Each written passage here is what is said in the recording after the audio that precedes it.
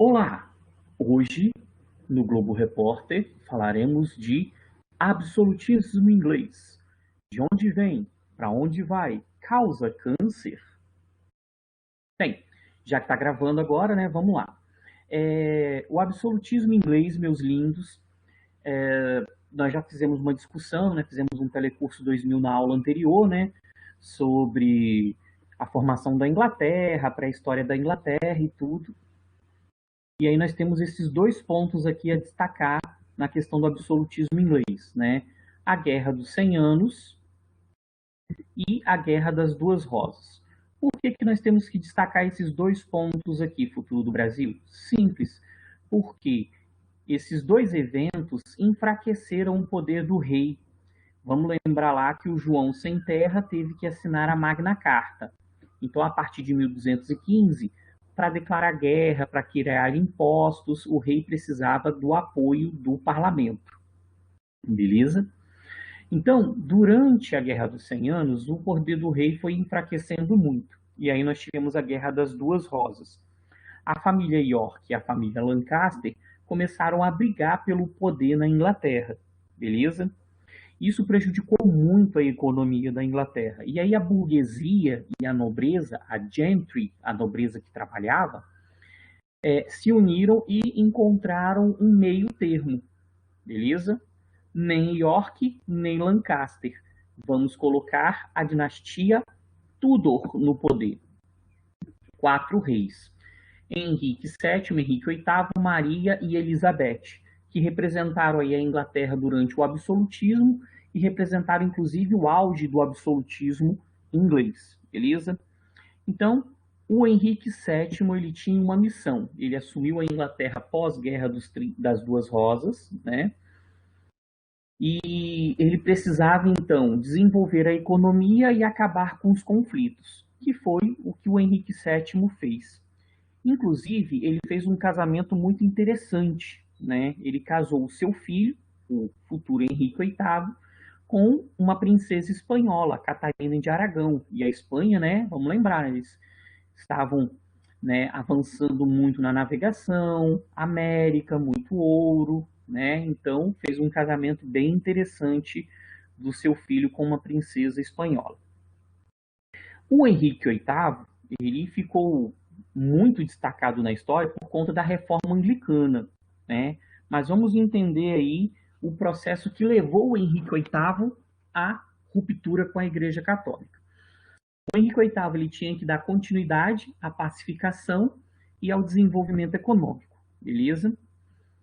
E estava conseguindo avançar nesse processo. Porém, aconteceu um problema, né?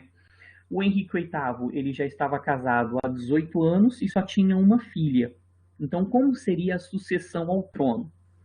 O Henrique VIII, então, solicitou ao Papa que anulasse o seu casamento. O Papa não anulou. Ele era casado com a filha dos reis católicos. O Henrique VIII, então, rompeu com a igreja, né, justamente para conseguir, né, garantir esse seu interesse aí e conseguir um filho homem para assumir o trono. Casou com a Ana Bolena, teve mais uma filha, desfez esse casamento, a Ana Bolena foi decapitada, né, por incesto, e no final das contas ele teve um filho, o Eduardo, que tentou dar prosseguimento aí ao que o pai tinha feito, mas não conseguiu avançar tanto. Né? Quem acabou assumindo o governo efetivamente após o Henrique VIII foi, né, a filha do primeiro casamento, ok? A Maria, que ficou conhecida como Maria a Sanguinária, Bloody Mary, beleza? A Maria, ela era católica, filha da Catarina de Aragão, né? Tinha um ressentimento enorme por conta disso, e quando ela se tornou rainha, ela iniciou uma forte perseguição, né, aos protestantes, beleza? Por conta dessa perseguição, o governo dela foi bem conflituoso, bem complicado, e aí, né, em 1558, assumiu, né, a filha do segundo casamento, a Elizabeth, que representou o auge do absolutismo inglês, beleza? ela voltou para o anglicanismo, mas manteve uma tolerância religiosa, tá? A Elizabeth manteve uma tolerância religiosa, acabando com esses conflitos. Ela conseguiu as 13 colônias, tá? Ela entrou em guerra com a Espanha, venceu a Espanha, e com isso ela conseguiu a região das 13 colônias, que mais tarde deu origem aos Estados Unidos, tá? Essas vitórias, né, da Inglaterra, junto com as atividades que eles faziam na América Portuguesa e Espanhola, deu à Inglaterra uma experiência marítima enorme, beleza? Isso fez com que a Inglaterra começasse a construir, né, a ideia de ser rainha dos mares, ok? Então, durante o governo da Elizabeth, nós tivemos o auge do absolutismo inglês, um grande desenvolvimento do comércio, né? A burguesia se fortaleceu muito, tá? E a construção aí da Inglaterra como a rainha dos mares. A morte da Elizabeth em 1603 deu início a um processo de crise na Inglaterra, porque a Elizabeth não se casou, né? Segundo a tradição inglesa, ela morreu pura, virgem, tá? E por isso, né, não deixou descendentes. Então começou uma crise a partir desse processo aí da sucessão da Elizabeth, mas aí nós vamos falar disso mais à frente. Já que o Matheus iniciou o assunto ali no bate-papo, né? Vou contar uma fofoquinha para vocês. Dizem algumas revistas de história de que a Elizabeth, na realidade, né, ela não se casou.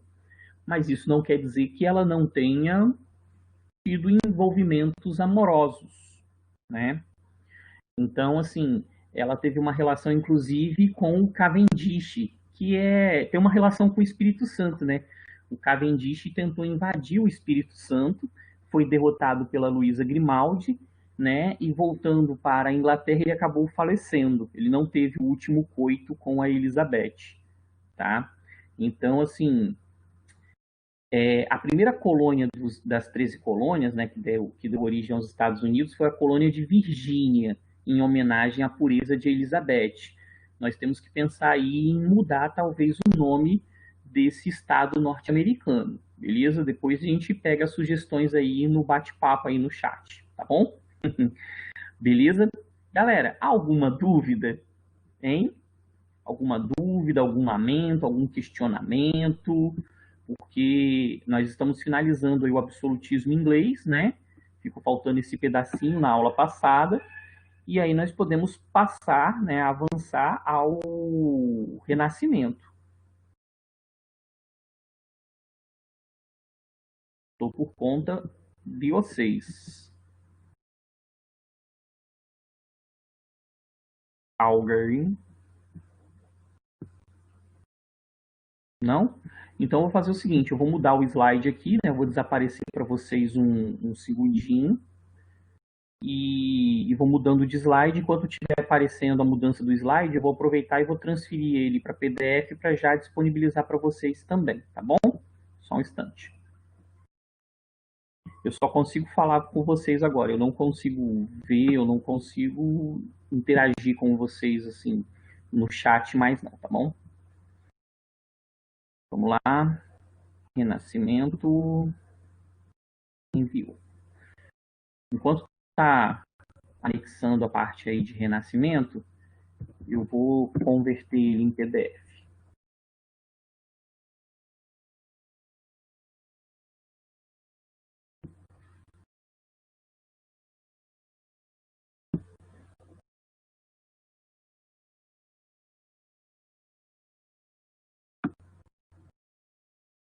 Hoje eu tô na preguiça, tô dando aula do sofá. Acordei hoje de manhã, tava um friozinho.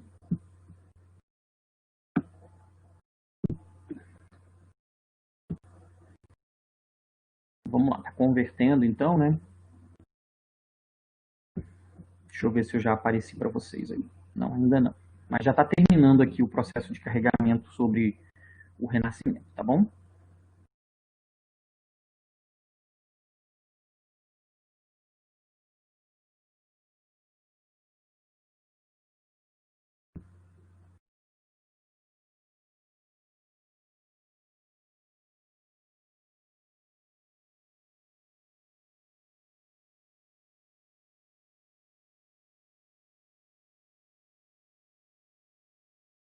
12, 13, 17, 21. Beleza, estou aqui, voltei, né? Então nós vamos começar a falar a partir de agora de renascimento cultural e científico, né? Como eu falei com vocês na aula passada, né? Nós vamos ter aí 3 alicerces, né? O absolutismo, o renascimento e a reforma protestante, 3 alicerces para o mundo moderno, tá bom? Então, voltamos. Deixa eu ver aqui se eu já consegui. Já converteu. Eu vou jogar no Drive aqui e lanço para vocês. Bem, enquanto vai fazendo o processo aqui, vamos iniciando então a questão do Renascimento. O Renascimento, ele foi um movimento, né, científico e cultural que aconteceu na Europa, né, na transição ali da Idade Média para a Idade Moderna, do feudalismo para o capitalismo. E o Renascimento, ele representou os interesses da burguesia, tá? Foi um movimento patrocinado pela burguesia. Mas por que a burguesia patrocinou o movimento renascentista, jovens? Simples. A burguesia, ela queria mudar um pouco a mentalidade das pessoas. Ué, como assim mudar a mentalidade das pessoas? Então nós estamos na transição aí, né, do feudalismo para o capitalismo. As pessoas faziam muitas críticas à burguesia. Nós temos que lembrar da forte influência da Igreja Católica. E para a Igreja Católica, o lucro e a usura eram pecados, né? O lucro, né, você vender algo cobrando a mais, né? E a usura, que seria o empréstimo de dinheiro a juros. Porque tanto na usura quanto no lucro, as pessoas cobram pelo tempo, né? E o tempo pertence a Deus. Ok? Então a igreja ela era contra o lucro e a usura porque, né, a pessoa estava roubando o tempo de Deus. Ok? Entenderam?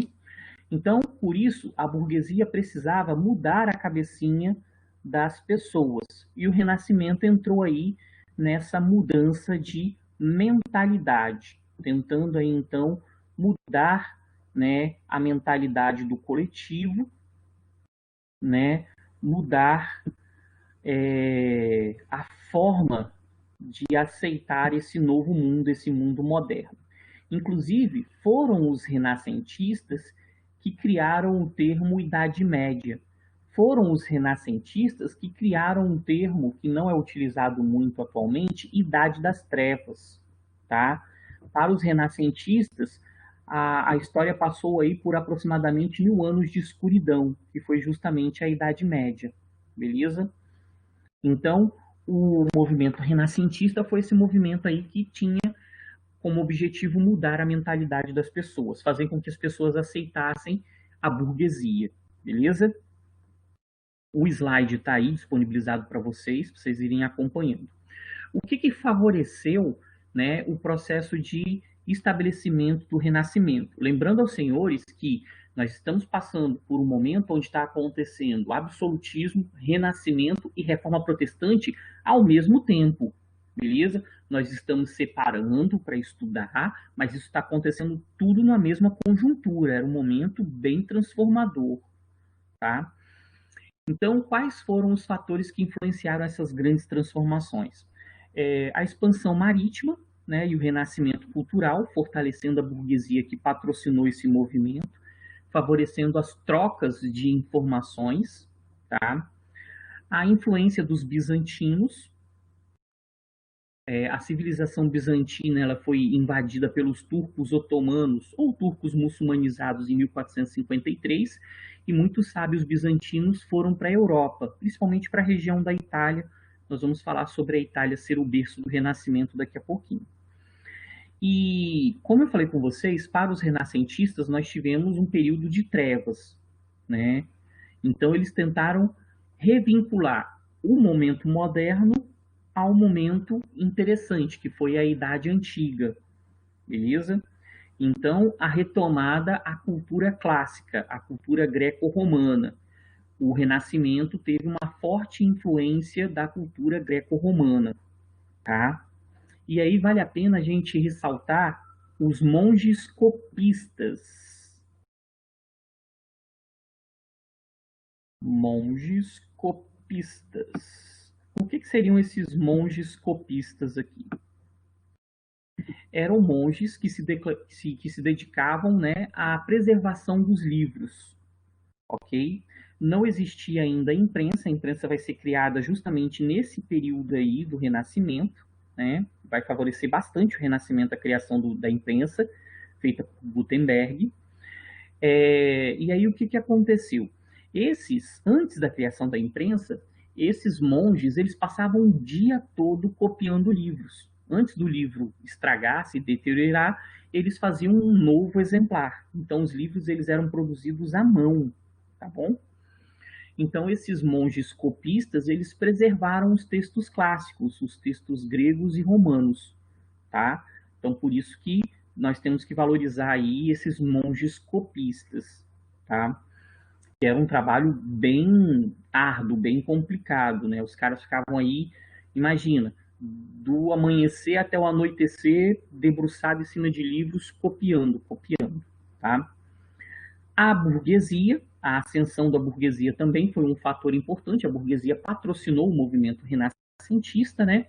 E como eu já havia falado com vocês, a invenção da imprensa, porque aí, né, os textos, os livros começaram a ficar mais baratos, começaram a se popularizar, né? Ficou mais fácil, né, levar essas informações, esse novo conhecimento para toda a Europa, ok?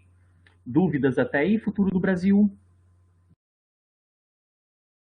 Não? Então vamos avançar mais um pouquinho. Né, aqui nós temos uma imagem de um copista, né? E aí a questão da invenção do Gutenberg, beleza? A questão da gráfica, a questão da imprensa. E o Renascimento, ele apresentou uma série de características, tá? Algumas dessas características nós percebemos até o tempo presente, estão inseridas na nossa sociedade até hoje, tá? Algumas de forma mais clara, outras de forma, né, mais difícil de perceber, né, mais imperceptíveis, mas estão aí. Então, entre essas características, eu destaquei algumas aqui, tá? Por exemplo, o humanismo. O humanismo era a tentativa de conceber o mundo de uma forma mais concreta. O que seria isso, né? Afastar um pouco a realidade do plano espiritual. Então, a ciência, a religião, a moral, a política, ela precisava ser pensada de uma forma mais real, mais concreta, tá bom? Então, isso seria o pensamento humanista, que acabou influenciando bastante as reformas religiosas. Né? O que foi a reforma religiosa? Foi uma adequação da igreja aos novos tempos. Né? Isso é humanismo, é pegar a igreja, a religião, e adaptar ela àquele tempo, beleza? Tornar ela algo mais real, mais concreto, tá bom? Uma outra característica importantíssima que veio lá da cultura clássica foi o antropocentrismo. Antropo, homem, centrismo, centro. O homem passou a ser visto como o centro do universo, beleza?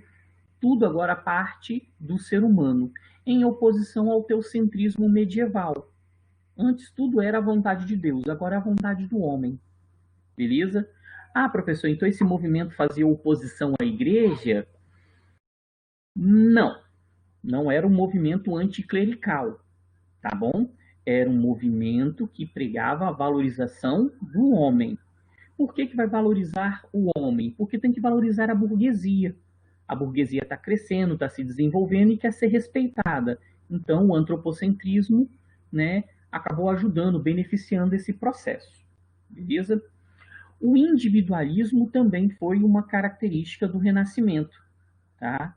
Valorização das capacidades de criação, do espírito de competição, né? Da sua capacidade individual de um burguês. Por quê? O burguês, ele tinha ascensão econômica, mas não tinha ascensão social. Isso não estava vinculado como hoje. A pessoa hoje tem ascensão econômica e tem ascensão social ao mesmo tempo. Naquele período, não. A burguesia tinha ascensão econômica, mas não era respeitada na sociedade, beleza? E aí o individualismo veio tentando construir isso, né? De que aquele ser que se dedicou, que trabalhou muito, que lutou, que enriqueceu, ele precisa ser valorizado, porque nós temos que valorizar a sua capacidade de criação, o seu espírito de competição, beleza? Outra característica, né, o racionalismo, que também depois influenciou o iluminismo, né? O racionalismo seria a ideia de sobreposição, a ciência ser mais importante que a fé, beleza? O experimentalismo ser mais importante que os dogmas. O que seria essa ideia de experimentalismo, né? É a tentativa, né, o início da construção das ideias de ciências, beleza? Então eu vou usar o pensamento racional e não o emocional para entender as coisas. Por que que uma determinada pessoa ficou doente?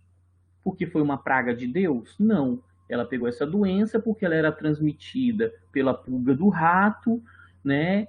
E por isso ele pegou essa doença, nós podemos tratá-la assim, assim, assado. Estou falando da peste bubônica, ok? Então, o racionalismo vai ser essa sobreposição da experimentação, né, à emoção. Nós vamos usar a razão e não a fé, e não a emoção, beleza? O naturalismo, outra característica também do Renascimento, sei que vocês já estão cansados, né? Nossa, um monte de características. Daqui a pouquinho eu paro para a gente sair para o intervalo. O naturalismo, vocês vão perceber ele principalmente comparando obras, né, da Idade Média com obras da Idade Moderna, do período do Renascimento. O naturalismo seria a tentativa de representar homens e animais da forma mais fiel possível, beleza? Então, os detalhes anatômicos, nós estamos falando daquele período onde os artistas invadiam cemitérios, desenterravam corpos para aprender sobre anatomia, beleza? Então, nós tivemos um grande avanço nessa questão da medicina, da anatomia, por conta dessa questão vinculada à arte. Eles queriam mostrar o corpo da forma mais fiel possível. Por isso, assim, eu, por exemplo, que sou, né, gordo, eu tenho uma beleza renascentista, porque eu seria retratado da forma que eu sou, e não da forma que a sociedade quer me ver. Beleza? Hoje nós temos um padrão estético diferente, mas, né, o naturalismo ele tinha essa preocupação de retratar os homens e os animais de uma forma bem fiel, bem, né, natural.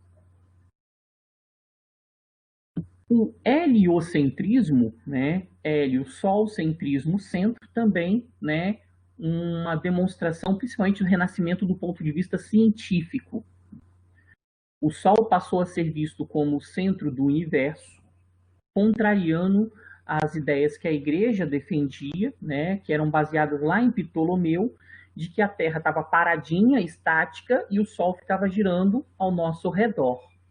Beleza?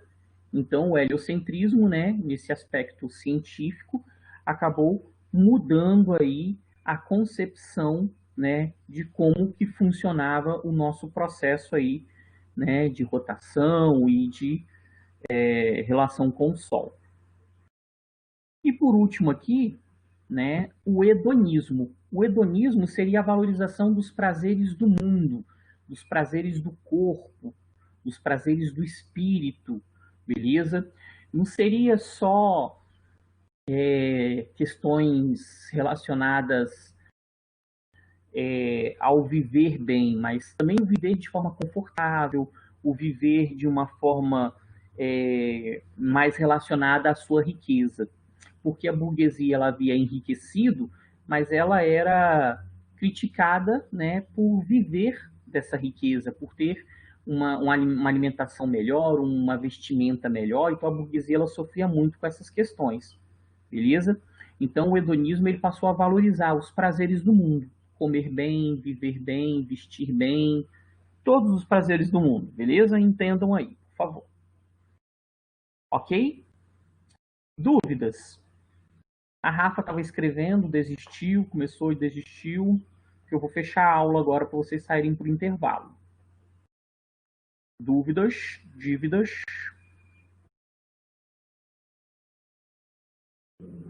Tranquilo. Então, beleza.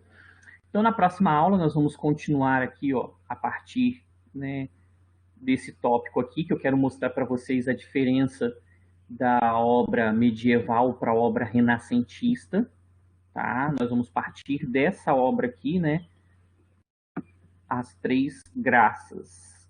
E vou tentar ver se eu pego ela maior para colocar num slide para vocês conseguirem comparar melhor, né, essa questão, tá bom?